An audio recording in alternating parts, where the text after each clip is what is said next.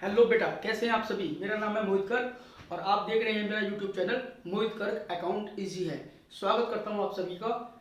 पिछली वीडियो में हमने एक नए चैप्टर को स्टार्ट किया जिसका नाम है फंडामेंटल ऑफ पार्टनरशिप। ये आपके पार्टनरशिप का बेसिक चैप्टर है। पहला चैप्टर है पार्टनरशिप का। अगर टी.एस. ग्रेवाल की बुक की बात करें तो उसमें ये आपका सेकंड चैप्टर पे आता है। इस चैप्टर में हम सारा पार्टनरशिप का बेसिक देखते हैं, फंडामेंटल ऑफ पार्टनरशिप, यानी कि एक पार्टनरशिप फर्म जब बनती है तो उनके फाइनेंशियल स्टेटमेंट कैसे बनाए जाते हैं, उनके फाइनेंशियल स्टेटमेंट में जो पार्टनर्स के बीच में जो भी लेन देन होते हैं, सैलरी को, बोनस को, प्रॉफिट्स को, उनका बंटवारा कैसे किया जाता है। तो ये सारी बातों को हमने लास्ट वीडियो में समझा था कि हम इस चैप्टर के अंदर या हम फंडामेंटल ऑफ पार्टनरशिप में दो चीजें सीखेंगे बेसिकली। एक तो profit and loss appropriation account को कैसे बनाया जाता है और पार्टनरशिप कैपिटल अकाउंट हम कैसे तैयार करते हैं। ठीक है ना, चलते हैं आगे इस वीडियो में हम देखेंगे पार्टनरशिप डीड के बारे में। पार्टनरशिप डीड, जब भी पार्टनर्स आपस में कोई बिजनेस करने के बारे में सोचते हैं तो देखो, हम ऐसे ही किसी बिजनेस को स्टार्ट नहीं कर देते हैं कि चलो लिया और आप नीचे बिजनेस स्टार्ट कर दिया। ऐसे ही किसी बिजनेस को स्टार्ट नहीं करना चाहिए। बिजनेस स्टार्ट करने से पहले हमें आपस में बैठ के बहुत सारी बातों पर डिस्कस करना चाहिए। क्या डिस्कस करना चाहिए? जैसे कि सबसे पहली बात कि भाई हम जो पार्टनरशिप फर्म करेंगे, बनाएंगे, उसका बिजनेस क्या होगा, हम कौन सा बिजनेस करेंगे, ठीक है ना। उसके बाद हमें डिसाइड करेंगे कि हमारी पार्टनरशिप फर्म का नाम क्या होगा। नाम मेरे बच्चों के नाम पर होगा या तेरे बच्चों के नाम पर होगा। इस तरह की बातें पार्टनर्स को आपस में डिस्कस कर लेनी चाहिए। इसके अलावा हमारा बिजनेस कहाँ पर होगा, यानी कि हमारा रजिस्टर्ड ऑफिस कहाँ पर होगा, इसके बारे में बात करनी चाहिए। क्योंकि आपस में ही बाद में बात हो सकती है, पार्टनरशिप शुरू कर ली कि भाई नहीं नहीं मेरे घर के पास होगा, वो कह रहा नहीं मेरे घर के पास पास पड़ेगा, वहां पर होगा। तो ये सारी बातों को पहले डिस्कस करना चाहिए। इसके अलावा पार्टनर्स आपस में जो प्रॉफिट शेयरिंग रेशो लेंगे, यानी कि जो वो अपना प्रॉफिट का बंटवारा करेंगे, वो किस रेशो में करेंगे। इसके अलावा कौन पार्टनर कितनी कितनी कैपिटल लगाएगा, किस पार्टनर का बिजनेस के अंदर क्या रोल होगा, कौन पार्टनर अगर ज्यादा जरूरत पड़ेगी तो उसको ज्यादा काम के लिए कितनी सैलरी दी जाएगी, किसी पार्टनर को कितना बोनस, कितना कमीशन, और अगर कोई इंटरेस्ट ऑन कैपिटल देने की बात आएगी तो वो कितना दिया जाएगा, अगर कोई इंटरेस्ट ऑन ड्रॉइंग लेने की बात आएगी तो वो कितना लिया जाएगा, और अगर कोई इंटरेस्ट ऑन लोन की बात आएगी तो वो कितना। बहुत सारी बातों पर चर्चा हो सकती है। एक चैप्टर हमने आपके साथ करा था वैल्यूएशन ऑफ गुडविल। अगर मान लो किसी वजह से किसी पार्टनर को एडमिशन दे रहे होंगे या कोई ऐसे रिटायरमेंट हो रहा हो किसी पार्टनर का, तो हम कौन से वाले मेथड से गुडविल की वैल्यूएशन करेंगे। ये सारी बातों को डिस्कस करना बड़ा जरूरी होता है। अब ये सारी बातें जो डिस्कस होती हैं, इन्हीं सभी को हम बोलते हैं पार्टनरशिप डीड। एक डीड तैयार करना, आपस में बैठ करके बातचीत करना, पार्टनरशिप डीड तैयार करना। बेसिकली होता क्या है, जितनी भी बातें होती हैं या तो ये ओरली हो सकती हैं, ठीक है जी, 4-5 लोगों ने बात करी और ओरली आपस में डिसीजन ले लिया कि ठीक है भाई ये नाम होगा, ये एड्रेस होगा, ये कैपिटल होगी, ये सैलरी होगी, ये प्रॉफिट शेयरिंग रेशो होगा। लेकिन ये आप भी जानते हैं और मैं भी जानता हूं कि लिखित में अगर कोई बात ना हो और वो बातें ओरली अगर हो रही हो तो वो बातें ज्यादा मान्य नहीं रखती हैं। लिखित में जितनी बातें होती है उनकी ज्यादा वैल्यू होती है। एक कहावत भी है हमारे यहाँ पे, कहते हैं कि लिखतम के आगे बक्तम नहीं चलती। तो अगर बातें लिखी हुई होती है ना तो सामने वाला कुछ भी कहता रहे, फिर उसकी बात नहीं मानी जाती। इसीलिए पार्टनरशिप डीड जब भी हम बनाते हैं उसको दो प्रकार से बना सकते हैं, या तो ओरली बना सकते हैं या उसको हम रिटन में बना सकते हैं। तो यही बात मैंने आपको बताई है कि पार्टनरशिप डीड ओरली या रिटन दोनों प्रकार से बन सकती है। लेकिन लिखा है बट रिटन इज बेटर, यानी कि अगर पार्टनरशिप आपकी रिटन में होगी तो वो ज्यादा बेहतर है, क्योंकि आपके पास एक एविडेंस होगा।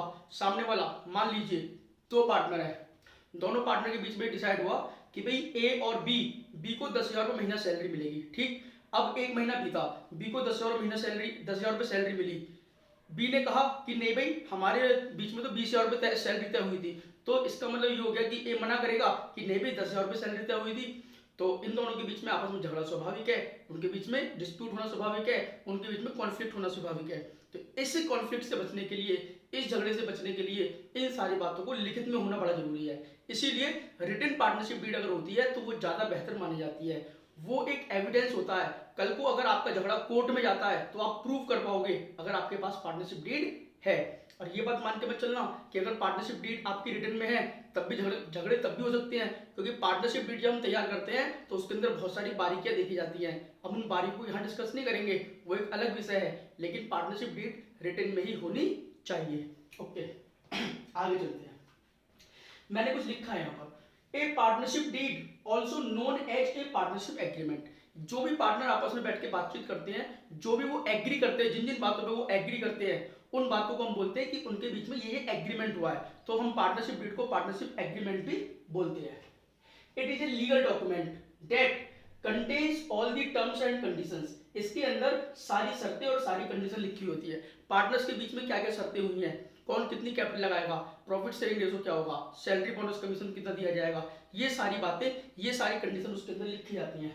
राइट एंड रेस्पॉन्सिबिलिटी, पार्टनर्स के क्या क्या अधिकार होंगे, पार्टनर्स के क्या क्या उत्तरदायित्व होंगे, क्या उनके राइट्स हैं, क्या उनकी रेस्पॉन्सिबिलिटी है। हम राइट्स और रेस्पॉन्सिबिलिटी को इस वीडियो में डिस्कस नहीं कर रहे हैं, वो आप थियोरेटिकली बड़ी इजीली पढ़ सकते हैं। तो राइट्स और रेस्पॉन्सिबिलिटीज को भी पार्टनरशिप डीड में डिस्कस किया जाता है, उनको भी लिखा जाता है ऑफ द पार्टनर्स।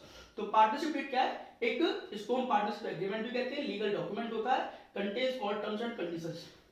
लिखित में होना जरूरी है। जब भी पार्टनरशिप डीड को आप लिखित में बनाओगे तो सारे पार्टनर्स पर सिग्नेचर कर देते हैं और हम फिर वो एक लीगल डॉक्यूमेंट बन जाता है। आगे कहीं भी उसकी जरूरत पड़ती है, देखो वैसे तो कोई भी डिस्प्यूट अगर अराइज होता है पार्टनर्स के बीच में तो उसको दूर करने के लिए भी पार्टनरशिप डीड का प्रयोग कर सकते हो। दूसरी बात, जो पार्टनरशिप फर्में होती है जब ये बनाई जाती है ना, तो इनको रजिस्टर्ड कराना भी जरूरी हो जाता है। जरूरी नहीं है कि रजिस्टर्ड कराओ, आप बिना रजिस्ट्रेशन कराए भी पार्टनरशिप फर्म चला सकते हो, लेकिन अगर आपको अपनी फर्म को रजिस्टर्ड कराना रजिस्ट्रार के यहाँ पे, तब आपको पार्टनरशिप डीड लिखित में ही रखनी होगी, क्योंकि फिर वहां कंडीशन होती है कि जो भी आपके बीच में शर्तें हैं, जो भी टर्म्स कंडीशन है, उनको लिखित में लेके आओ।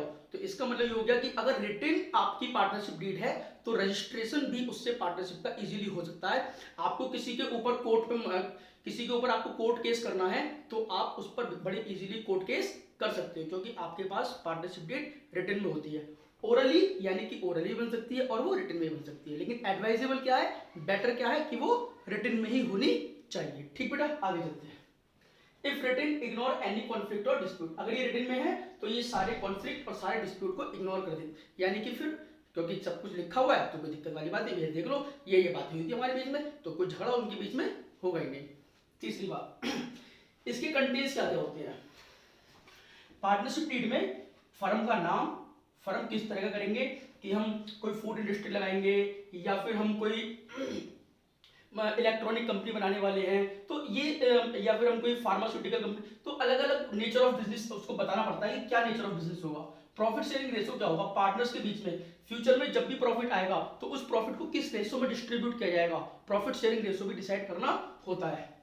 सैलरी, बोनस, कमीशन, यानी कि ये पार्टनर्स को एक्स्ट्रा रेम्यूनरेशन मिलता है एक्स्ट्रा एफर्ट्स के लिए। अगर कोई पार्टनर फर्म में एक्स्ट्रा टाइम दे रहा है, एक्स्ट्रा एफर्ट कर रहा है, तो उसको कितनी सैलरी, कितना बोनस, कितना कमीशन दिया जाएगा।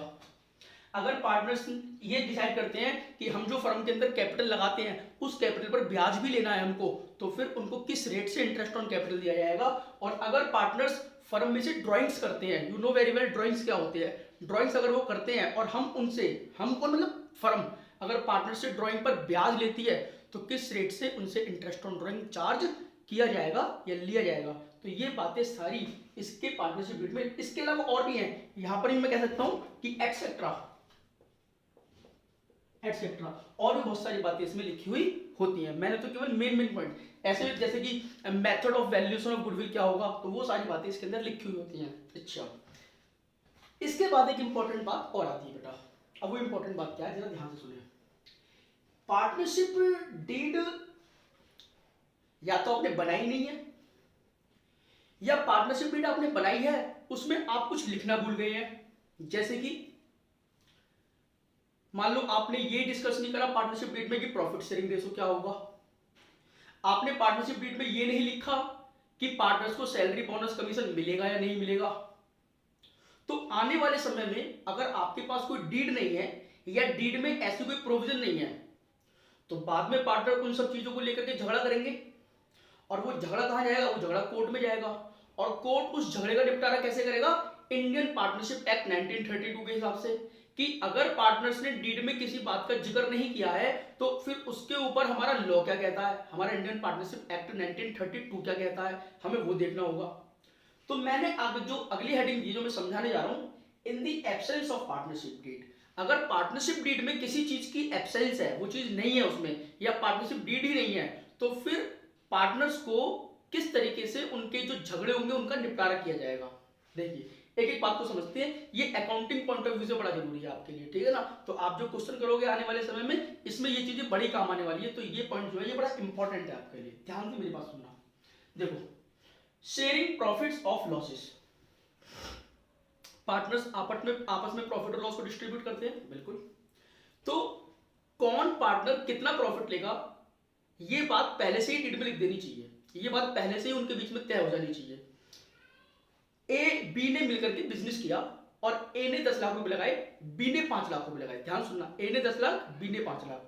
जब फर्म को प्रॉफिट हुए 1 लाख रुपए के, तो ए कह रहा है क्योंकि मेरी कैपिटल ज्यादा है बी तेरी कैपिटल से, तो मेरे को ज्यादा प्रॉफिट मिलने चाहिए, मेरे को तेरे से दुगने प्रॉफिट मिलने चाहिए।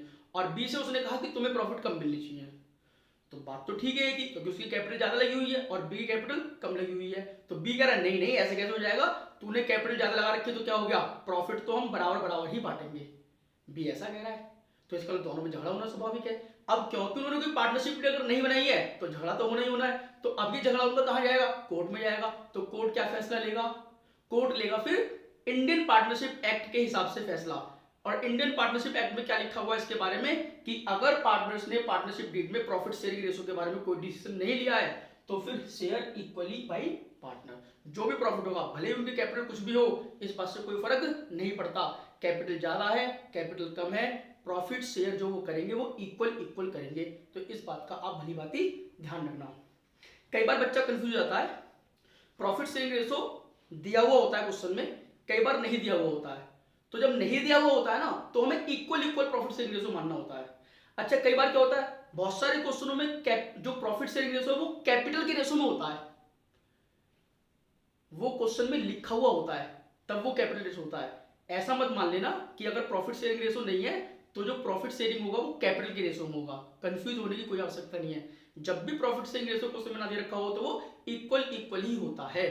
ओके सुनो अगली बात, इंटरेस्ट ऑन कैपिटल कह रहे जी अगर पार्टनर्स ने इंटरेस्ट ऑन कैपिटल का रेट क्या होगा, यानी कैपिटल पर इंटरेस्ट दिया जाएगा या नहीं दिया जाएगा, तो क्या इंटरेस्ट ऑन कैपिटल पार्टनर्स को दिया जाएगा, नहीं। एक्ट साफ मना कर देता है। एक्ट कहता है पार्टनर्स को कोई भी इंटरेस्ट ऑन कैपिटल अलाउड नहीं किया जाएगा। अगर पार्टनर्स को इंटरेस्ट ऑन कैपिटल लेना है तो डीड में लिख ले भैया, लेकिन अगर वो डीड में लिखना भूल गए तो नॉट पेड या not allowed to partner, interest on capital partner को अलाउड नहीं किया जाएगा। Okay interest on drawing, partners लगातार ड्राइंग करते हैं फर्म में से, तो पार्टनर से उनके द्वारा करी गई ड्राइंग पर ब्याज लेना है या नहीं लेना है, तो एक्ट इसके लिए साफ मना कर देता है। एक्ट कहता है no interest charge on drawing, आप पार्टनर से कोई इंटरेस्ट ऑन ड्राइंग चार्ज नहीं करोगे। और अगर फर्म को इंटरेस्ट ऑन ड्राइंग चार्ज करना है तो पार्टनर्स को डीड में इस बात को लिखना पड़ेगा।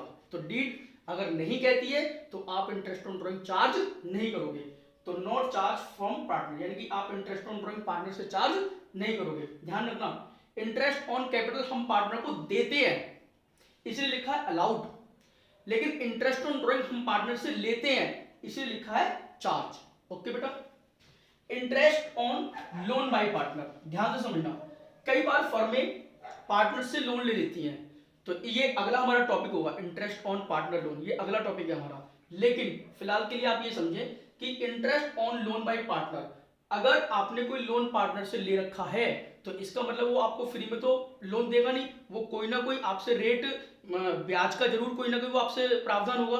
तो अगर डीड में आपने कोई रेट ऑफ इंटरेस्ट लिख रखा है कि भी इस रेट ऑफ इंटरेस्ट से हम ब्याज देंगे, या डीड में नहीं लिखा है तो आपने जिस टाइम उसने लोन दिया होगा आपको उस टाइम पे आपने कोई ना कोई रेट तय किया होगा। अगर उस टाइम पे भी कोई रेट तय नहीं किया है तो फिर हमारी जो एक्ट है वो ये कहता है कि पार्टनर को उनके लोन पर 6% पर एनम के हिसाब से ब्याज दिया जाएगा। एग्री बेटा, क्या ध्यान रखना है आपको, 6% per annum. Salary bonus commission कह रहे कि अगर पार्टनर्स ने सैलरी बोनस कमीशन के लिए डीड में कोई बात नहीं लिखी है तो उनको कोई भी सैलरी बोनस कमीशन नहीं दिया जाएगा। अगर उनको लेना है तो डीड में लिखना पड़ेगा। एक बात और ध्यान रखना, डीड एक बार बन गई और उसके बाद अगर आप उसमें चेंज करना चाहते हो तो आप चेंज कर सकते हो, कोई दिक्कत नहीं है, लेकिन जब तक चेंज नहीं किया है तब तक ये वाले प्रोविजन अप्लाई होंगे। ओके बेटा, यहां तक की बात क्लियर है। अभी इस वीडियो को यहीं रोकते हैं और नेक्स्ट वीडियो में जो हम कवर करेंगे वो करेंगे इंटरेस्ट ऑन लोन। और इंटरेस्ट ऑन लोन को बहुत ही डिटेल में, बड़ा छोटा सा टॉपिक है लेकिन मैं उस टॉपिक को बहुत डिटेल में चर्चा करूंगा आपके साथ, उसके अकाउंटिंग ट्रीटमेंट और उसकी क्या नाम है प्रोविजन के बारे में और उसकी कैलकुलेशन के बारे में, ठीक है ना। तो stay tune, stay home, stay safe, bye bye.